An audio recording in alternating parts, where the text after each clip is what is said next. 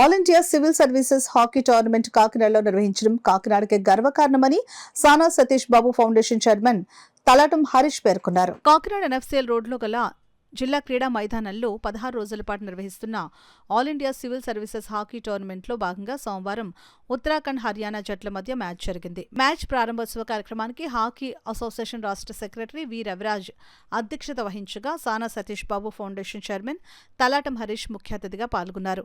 పోటీల నిర్వాహకులు రవిరాజ్, అతిథులు హరీష్ కు క్రీడాకారులను పరిచయం చేశారు. ఈ సందర్భంగా రవిరాజ్, హరీష్, రవిచంద్రలు మాట్లాడుతూ భవిష్యత్ హాకీ క్రీడా అభివృద్ధికి ఈ టోర్నమెంట్ మైలురాయిలా నిలుస్తుందని అన్నారు. ఈ కార్యక్రమంలో క్రీడాకారులు, వివిధ రాష్ట్రాల జట్లకు సంబంధించిన మేనేజర్లు, కోచ్లు పాల్గొన్నారు.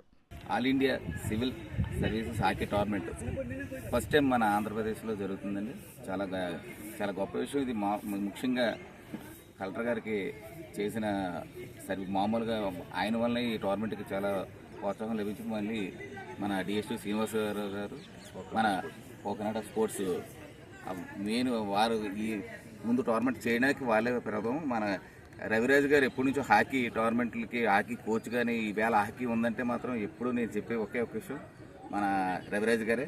ఈయన వలన ఈ ఫీల్డ్ కూడా ఇంత మన ఫస్ట్ టైం మన నార్త్ జోన్లో మనకు హాకీ స్టేడియం అన్నది, టర్ఫ్ అన్నది ఇక్కడ ఒకటే చోట ఉంది. మిగతా ఆంధ్రాలో కూడా ఫస్ట్ టైం వచ్చింది హాకీ టర్ఫ్ స్టేడియం. దీనివల్ల చాలామంది హాకీ ప్లేయర్స్ చాలామంది ఇంప్రూవ్ అవుతున్నారు. మన కాకినాడ నుంచి చాలామంది నేషనల్ ప్లేయర్స్ అవుతున్నారు. ఇంత మంచి టోర్నమెంట్ చేస్తున్నందుకు చాలా గర్వంగా ఉంది. ఆంధ్రాలో ఫస్ట్ టైం జరుగుతున్నందుకు అన్ని స్టేట్ల నుంచి ఇక్కడ చాలామంది ఎంప్లాయీస్ అందరూ చాలా స్పోర్టివ్ కానీ చాలా అద్భుతంగా ఆడుతున్నారు. వీళ్ళందరికీ నా ధన్యవాదాలండి. ఇంత మంచి టోర్నమెంట్ ఆర్గనైజ్ చేస్తున్న అందరికీ. ఇండియా లెవెల్లో ఒలింపిక్స్లో ఆడినవాళ్ళు కానీ, ఇండియన్ టీం ప్రజెంట్ ఆడుతున్న వాళ్ళు కానీ, అదేవిధంగా డిపార్ట్మెంట్స్లో ఇన్కమ్ ట్యాక్స్, కస్టమ్స్, అదేవిధంగా ఏజీ డిపార్ట్మెంట్స్, ఎడ్యుకేషన్ డిపార్ట్మెంట్, ఇలా సెక్రటరీకి సంబంధించి స్టేట్ సెక్రటరీ డిపార్ట్మెంట్స్ చాలా పెద్ద ప్లేయర్స్ చాలా పెద్ద హోదాలో ఉండి జూనియర్ స్థాయి, అసిస్టెంట్ స్థాయి నుంచి అసిస్టెంట్ కమిషనర్ స్థాయి వరకు కూడా కొన్ని టోర్నమెంట్స్లో పాల్గొన్నాం.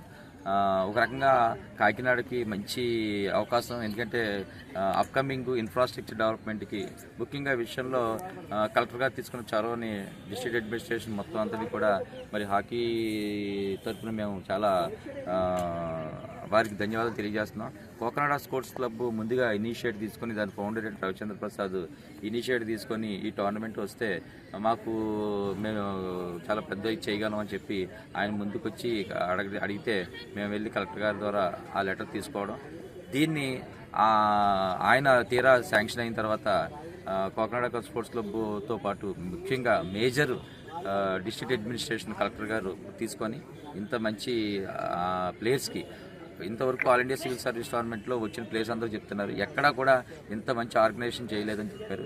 దానికి కలెక్టర్ గారికి ప్రత్యేకంగా ధన్యవాదాలు. ఎంతమంది పిల్లలు ఉన్నారో అంతమందిని దత్త చేసుకోవడానికి మేము రెడీగా ఉన్నాం బికాజ్ ఆఫ్ రవిరాజ్.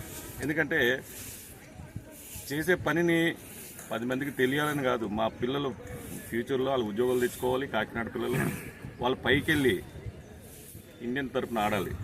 అది మా చివరి డెస్టినేషన్. కాకినాడ అంటే అంతకుముందు వరకు నార్త్ జోన్లో ఇక్కడ పంజాబ్లో హాకీ ఉంది, లేకపోతే హర్యానాలో హాకీ ఉందని చెప్పేవారు. ఇప్పుడు కాకినాడలో హాకీ ఉందని చెప్తారు. అది ప్రూవ్ చేయాలి, అది ప్రూవ్ చేస్తాం.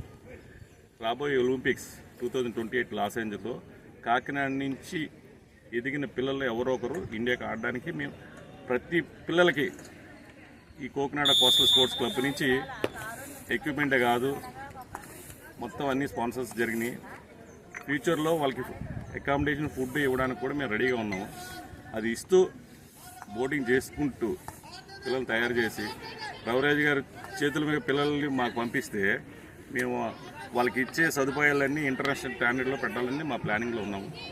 సో ఇంత పిల్లల్ని తయారు చేసి ఒక వ్యక్తిగా, కోచ్గా ఎదగడం అంటే మామూలు విషయం కాదు. ఆ రవిరాజ్ గారికి మా కోకనాడ కోస్టల్ స్పోర్ట్స్ క్లబ్ ఎప్పుడు